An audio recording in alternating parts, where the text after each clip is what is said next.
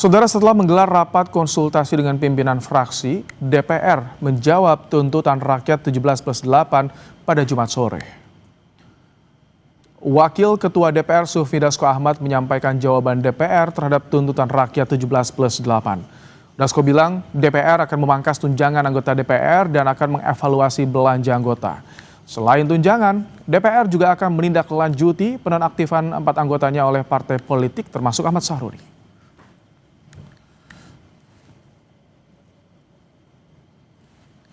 DPR RI menyepakati menghentikan pemberian tunjangan perumahan anggota DPR RI terhitung sejak tanggal 31 Agustus 2025. Anggota DPR RI yang telah dinonaktifkan oleh partai politiknya tidak dibayarkan hak keuangannya. Pimpinan DPR menindaklanjuti penonaktifan beberapa anggota DPR RI yang telah dilakukan oleh partai politik.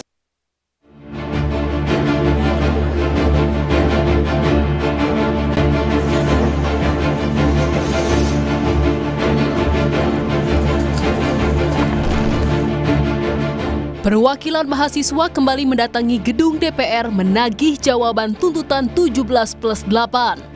Dengan aksi bertajuk Piknik Nasional, mahasiswa meminta DPR merespon tuntutan yang sudah disampaikan. Bahwa kami datang dengan tuntutan dan kami tidak datang dengan kompromi. Kami ingin bagaimana 17+8 tuntutan ini dipenuhi dan kami tidak punya ekspektasi untuk banyak dialog dan kompromi. Tak berselang lama, DPR menjawab tuntutan rakyat dengan kodifikasi 17+8. DPR yang diminta membekukan kenaikan tunjangan anggotanya merespon dengan menyetujui jika tunjangan perumahan anggota DPR dihentikan. Anggaran lain yang dinilai jadi pemborosan juga dievaluasi. DPR RI menyepakati menghentikan pemberian tunjangan perumahan anggota DPR RI terhitung sejak tanggal 31 Agustus 2025.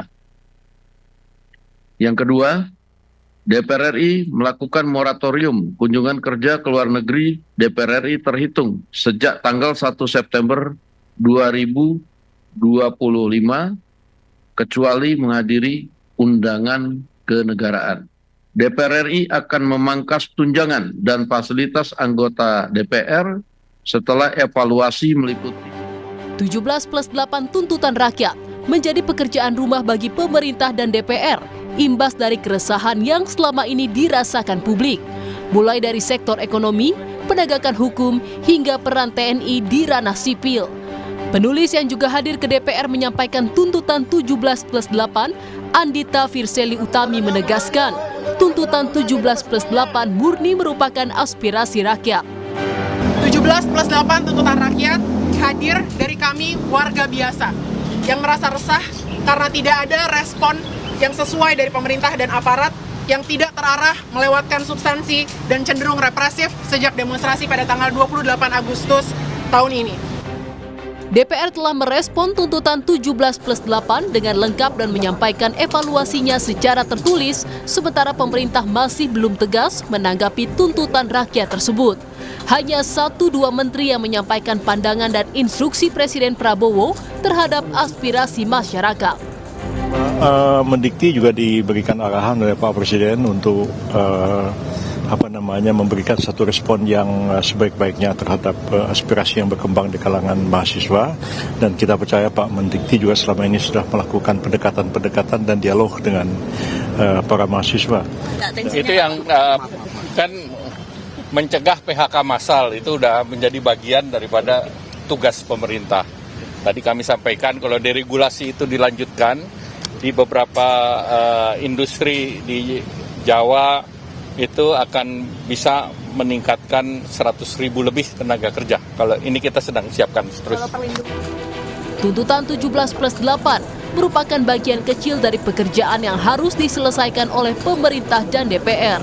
Tentu rakyat berharap kebijakan-kebijakan yang dilahirkan ke depan berdasar pada keresahan yang selama ini dirasakan masyarakat.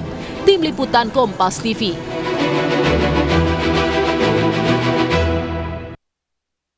Apakah jawaban DPR soal tuntutan 17+8 sudah sesuai harapan? Kita bahas bersama dengan Vincent Thomas, ada Ketua BEM Kema Unpad 2025, dan Sugiat Santoso, Wakil Ketua Komisi 13 DPR dari fraksi Gerindra. Selamat malam Vincent, Pak Sugiat. Selamat malam, Mas. Selamat malam, Baik, Kompas malam. tadi Vincent ke DPR, jadi sudah puas dengan jawaban DPR, Vincent? Tentu nggak puas sama sekali dong, Mas. Karena kan akhirnya ketika bicara soal jawaban DPR hari ini, itu baru segelintir dari 17+8 tuntutan yang kemudian sudah dilayangkan dari kemarin. Tidak puas di bagian mana atau apa yang menurut Vincent ini masih ada yang kurang? Ya akhirnya pada dasarnya kalau bicara soal poin pertama sampai ketiga yang bicara soal bagaimana ada efisiensi anggaran yang sampai saat ini kami yakini adalah kontraproduktif, kami bahwa tunjangan-tunjangan ini sebetulnya jadi satu tanda tanya besar, karena bagaimana bisa anggota DPR serta pejabat negara itu mencerminkan sistem remunerisasi yang kemudian diimplementasikan di tengah perekonomian yang sampai saat ini kami yakini sedang krisis. Makanya sebetulnya sejak tahun 2019 sampai 2023 kami meyakini bahwa menurut data dari BPK itu jelas disampaikan bahwa perjalanan dinas dan reses itu masih banyak yang sulit dipertanggungjawabkan. Makanya poin-poin ini yang membuat kami rasa itu nggak betul-betul memuaskan bagi kami. Tapi tadi moratorium loh, perjalanan dinas ke luar negeri sudah di moratorium, kemudian juga tunjangan perumahan dihentikan, ada evaluasi juga, tunjangan dan juga fasilitas mewah dari DPR. Masih kurang menurut Anda, Vincent? Iya, karena akhirnya kita nggak bicara soal sebatas agenda-agenda dan nominalnya saja. Kita ngelihat akar permasalahan ini, tadi seperti yang saya sampaikan, ini soal efisiensi anggaran yang kemudian jadi kontraproduktif. Karena bagaimana bisa ada pagu-pagu anggaran yang kemudian diefisiensikan, tapi ada proses-proses yang kemudian kami lihat bahwa proses pemilihan keputusan atau kebijakan dari tunjangan ini itu tidak sepenuhnya mencabut akar permasalahan tersebut. Oke. Tidak sepenuhnya mencabut akar permasalahan. Pak Sugiat, masih dirasa belum puas bagi perwakilan mahasiswa, Pak Sugiat? Ya, yang pertama, +8 itu kan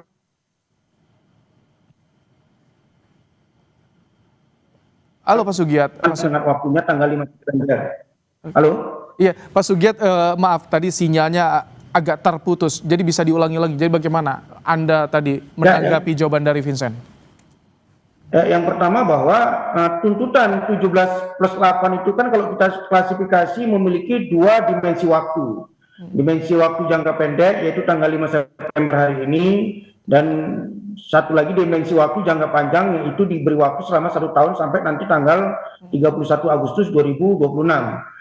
Dan tuntutan itu juga bukan hanya DPR, tapi ada beberapa institusi negara juga yang itu punya otoritas untuk menjawabnya, seperti kepolisian, TNI, pemerintah, dan lain sebagainya. Nah, tadi sore yang menjadi domain DPR, pimpinan DPR, Bang Dasko, Bang Cuncun, sama Bang Saan Mustafa sudah menjelaskan. Secara prinsip saya pikir apa yang disampaikan oleh pimpinan DPR tadi sudah menjawab tuntutan 17+8 yang terkait dengan fungsi DPR dalam konteks jangka pendek.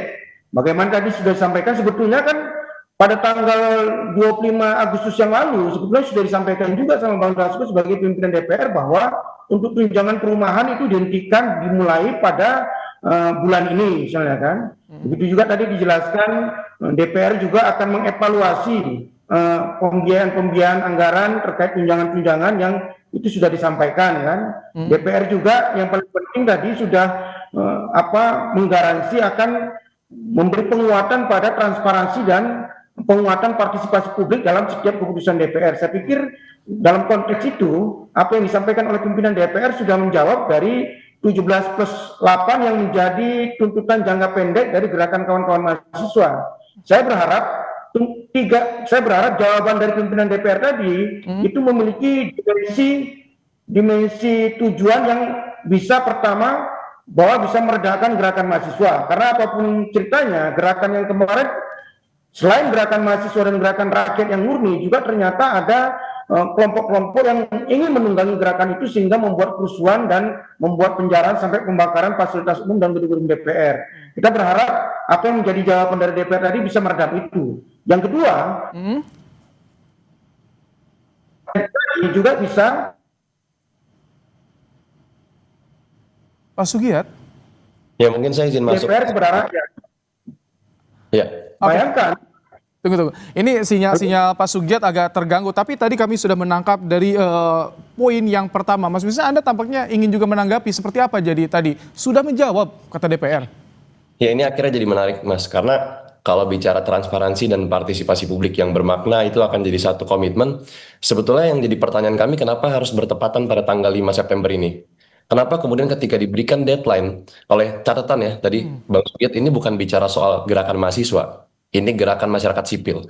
Kami datang ke sana tidak kemudian akhirnya membawa satu identitas mahasiswa sepenuhnya, tapi kami melebur, kami melepas alma mater, dan di sana kami fokus bagaimana tuntutan-tuntutan dari rakyat itu jadi yang paling terdepan. Dan kami melihat bahwa poin-poin soal transparansi dan partisipasi publik ini jadi permasalahan. Kenapa?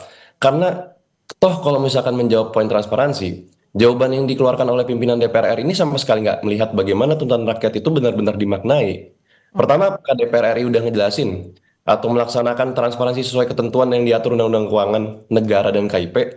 Kemudian kedua, kita bicara soal transparansi semestinya dilakukan secara kontinuitas atau berkelanjutan. Nah, poinnya adalah padahal DPR RI itu memiliki portal website atau punya platform-platform lain sebetulnya yang bisa dioptimalkan, tapi sampai hari ini platform tersebut nggak betul-betul dimanfaatkan, bahkan nggak dimanfaatkan dalam banyak aspek. Jadi masyarakat aksesnya terbatas ya untuk tahu lebih dalam soal DPR. Saya ingin mengklarifikasi terkait dengan bagaimana transparansi dan partisipasi publik yang dilakukan oleh DPR periode ini. Kalau Mas Vincent itu sering menonton bagaimana live streaming dari rapat-rapat DPR, baik di komisi maupun yang lainnya, itu bisa dilihat bahwa sekarang rapat-rapat di DPR, baik rapat komisi maupun rapat badan-badan atau alat kelengkapan DPR itu bisa dilihat oleh publik, baik pada saat rapat anggaran, baik pada saat rapat dengan mitra kita di kementerian. Itu yang pertama. Lalu yang kedua, partisipasi publik. Saya anggota balik.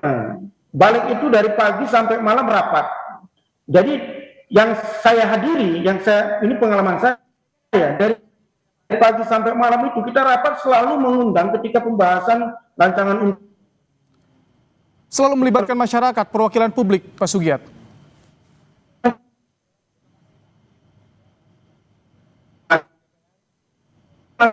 Vincent datang ke DPR, balik, ada fraksi balkon, bahkan bisa terlibat dan selalu kita undang yang terkait dengan misalnya pembahasan rancangan undang-undang, misalnya terkait dengan undang-undang perspektilan, pastilah kita undang-undang tersebut. Misalnya terkait KUHAP, misalnya pasti yang kita undang adalah bagaimana elemen civil society yang memahami terkait dengan pembahasan undang-undang KUHAP. Saya pikir di DPR periode ini sangat transparan dan sangat melibatkan partisipasi publik. Itu yang saya tangkap.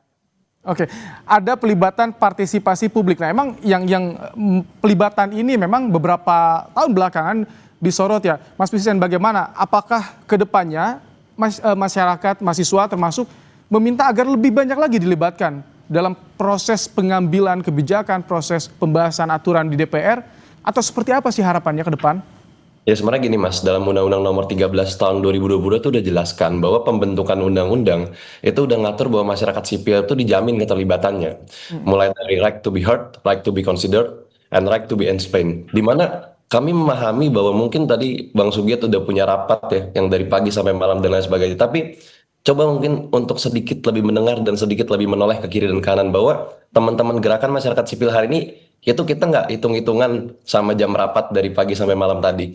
Pun saya tahu ini di luar topik pembahasan, tapi saya cukup terkejut ketika misalkan disebutkan bahwa teman-teman masa aksi kemudian dinilai terprovokasi, kemudian dinilai merusak dan lain sebagainya. Justru sebetulnya yang saya ingin nanya ke Bang Sugiat sebagai Komisi 13 yang berbicara mengenai HAM, kenapa kemudian akhirnya kawan-kawan kita di sini sampai sekarang masih terus ditangkap, dikriminalisasi, dan terus mengalami represi-represi yang terus menjadi poin-poin yang tentu dengan jelas melanggar HAM.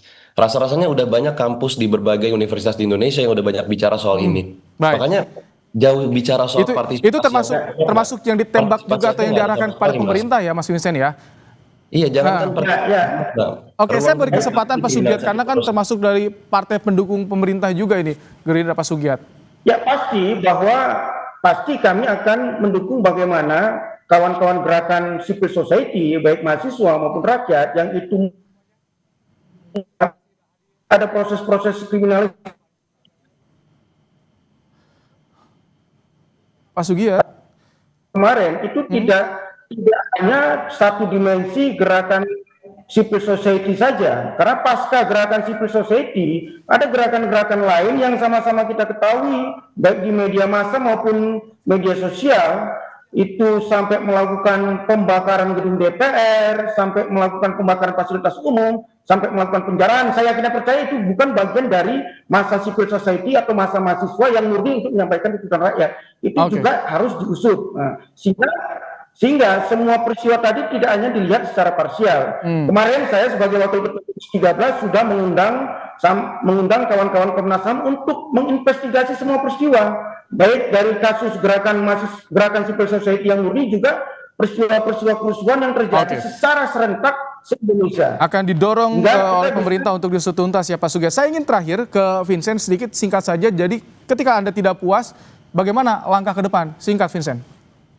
Sudah disampaikan bahwa ini bukan cuma bicara tentang eskalasi gerakan, tapi eskalasi tuntutan.